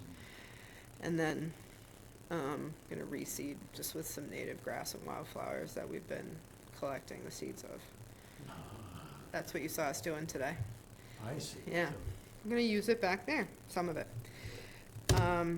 And then later in the day, after we finish that, we're gonna move to the 39 side and continue to be cutting the saplings. Good news is I've gotten the DPW all invested in pulling those stumps instead of just cutting all the time. We're trying to create a sandplain grassland heathland up there. We're doing very well, but it's high maintenance if you just cut it all the time. And they've been looking for go-to projects if the weather is decent and they don't have a whole lot else, so. I said, I've been asking for years, so they're gonna, about 1 day a week, start pulling stumps and filling holes, and there'll be a lot less maintenance going forward. It's fun. Okay, so That's it. we still have minutes, Yes. and I just want to resolve this thing at the end where it says, it's Alan Hall presenting comment about his family, referring to his family sold 4.1 acres of the Bell's Neck Northwest Reservoir to the town of Harwich, which is. It's a section of 4.1, I'll just say it for the record, because Sherry will watch this, but a 4.1 acre piece of land on the northwest shoreline of the West Reservoir. And I can get her the exact map and parcel when I see her. That's the only thing, I mean, I sent other little things, but. It's in a place we used to call Kelly's Pool, where the outlet comes down the Heron River, goes under the railroad tracks. It used to be a big pool there. Where there's mats of green algae or. Yeah, probably by now, I would There are. imagine. I saw them just today, I think, actually. So do you want, let's put this one back on next, unless you're comfortable if I give a map and parcel and Yeah. do that wording approving Yeah, it. that's fine. We don't think it. That's my only comment. I don't know, does anyone have anything else? Nope. I'll move to approve the minutes. I'll second it, As amended? as amended. All those in favor? Aye. Aye. Now, one other thing, I have a question. How'd you make out the Main Street bog? I meant to ask you last time, but you had a meeting up there with the trust and the school and whatnot. How'd that go? I had a meeting here. Was it here? I thought you were going up there. I Yeah, no, we ended up misunderstood. having it here. So the school must have given an update to the town and shown, in terms of what they're proposing to do, because administration was amenable to having that meeting to talk about with HCT, the potential for a little bit of eco-restoration incorporated there. So the superintendent, Bob Sanborn, is interested in the potential, so long as, obviously, it doesn't interfere with their plans for there, but there is one bog where the channel kind of leads into Flax Pond from that bog that could be a candidate for some sort of eco-restoration, and so we're thinking about it. So it's on the table, but we didn't put in, the Conservation Trust is putting in an application for some state funding for eco-restoration, and they're putting a lot of it, requesting money for the Thatcher bogs. They wanted to put this in here, but it's not fleshed out enough yet, so they may allude to it, but they're not gonna focus on that. And actually, we're gonna have I can't go because I'll be in a training on the 24th, but there's gonna be a field trip with administration, and I'll probably see if, maybe I'll ask if you can go. I've already. Oh, you're committed, I'm going there. yeah. So maybe, so there's a field trip to Putnam Farm in Orleans, which is a conservation and agriculture collaboration in Orleans, and evidently Mike Locke of the trust thinks it's valuable for all parties to go and see it. So if we have another volunteer from the town who might want to go on that, I can ask. What did you say it was? I'd be interested in taking a peek at it. October 24th, and I think I can follow up with you. I think it's at 1:30 in the afternoon. I'd be interested in it. Yeah. Yeah, we can't have a quorum there, but let me just first, That's right, too. We can't have a quorum. let me just make sure it's okay that in my stead, that a representative from the commission can come take a look. because they may just want to keep it administration, I get you. town, tech. But I'll ask. Okay, All right, can we have a motion? I'll make a motion, we adjourn the meeting. I'll second. All in favor? Aye, aye, aye. Aye.